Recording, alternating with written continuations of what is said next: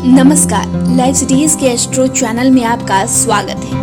पितृपक्ष के दौरान हम अक्सर देखते हैं कि 5 अंश भोजन के निकाले जाते हैं, लेकिन इसके पीछे मान्यता क्या है और आखिर किन के लिए जो है पितृपक्ष में 5 भोजन के अंश निकाले जाते हैं। इस वीडियो में हम आपको यही बताएंगे, साथ ही ये भी बताएंगे कि इस बार पितृपक्ष की शुरुआत कब से हो रही है और इसका समापन कब होगा।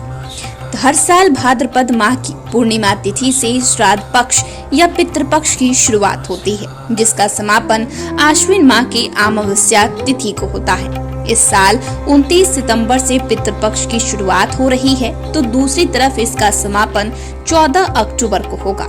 श्राद्ध के 16 दिनों में पितरों के नियमित पिंडदान, तर्पण और श्राद्ध क्रम किए जाते हैं।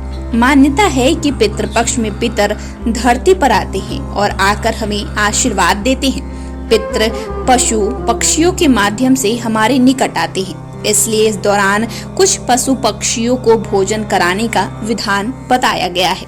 इन पशु पक्षियों के लिए श्राद्ध में भोजन का अंश निकालना बेहद जरूरी होता है।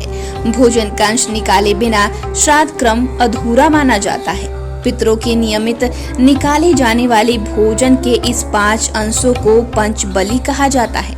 आइए जानते हैं पितृपक्ष में किन जीवों के लिए निकाले जाते हैं भोजन के 5 अंश।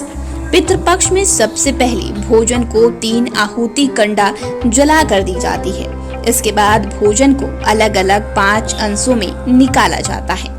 गाय, कुत्ता, चींटी और देवताओं के लिए पत्ते पर भोजन निकाला जाता है और कौवे के लिए एक अंश भूमि पर रख दिया जाता है।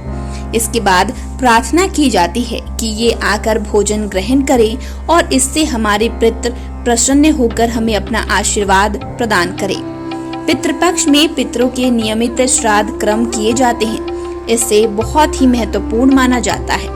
मान्यता है कि पितृपक्ष में पितर पशु पक्षियों के माध्यम से हमारे पास आते हैं। पितर गाय, कुत्ता, कौवा और चींटियों के माध्यम से भोजन ग्रहण करते हैं। इसलिए श्राद्ध क्रम में पितरों के लिए आहार का अंश निकालना बेहद जरूरी हो जाता है, तभी श्राद्ध क्रम को पूरा भी माना जाता है। श्राद्ध करते समय पितरों को अर्पित करने वाले भोजन के 5 अंश गाय, कुत्ता, चींटी और कौवा और देवताओं के लिए निकाले जाते हैं। इसमें कुत्ते को जल तत्व का प्रतीक माना जाता है, चींटी को अग्नि तत्व का प्रतीक माना जाता है, तो कौवे को वायु तत्व का प्रतीक, गाय को पृथ्वी तत्व का प्रतीक और देवताओं को आकाश तत्व का प्रतीक माना जाता है। इस तरह से इन 5 के लिए जब हम भोजन का अंश निकालते हैं तो हम पंच तत्वों के प्रति आभार व्यक्त करते हैं, और जब पितृपक्ष के दौरान पितर धरती पर आते हैं तो उन्हें हम खुश करने के लिए सारी चीजें करते हैं, जिनसे पितर खुश होकर हमें आशीर्वाद देते हैं, अपनी कृपा हमारे पे बनाए रखते हैं। तो आप भी ये बात जरूर याद रखें। फिलहाल के लिए इतना ही। चैनल को सब्सक्राइब कर ले, फेसबुक पेज को लाइक कर ले। वीडियो देखने के लिए आपका शुक्रिया।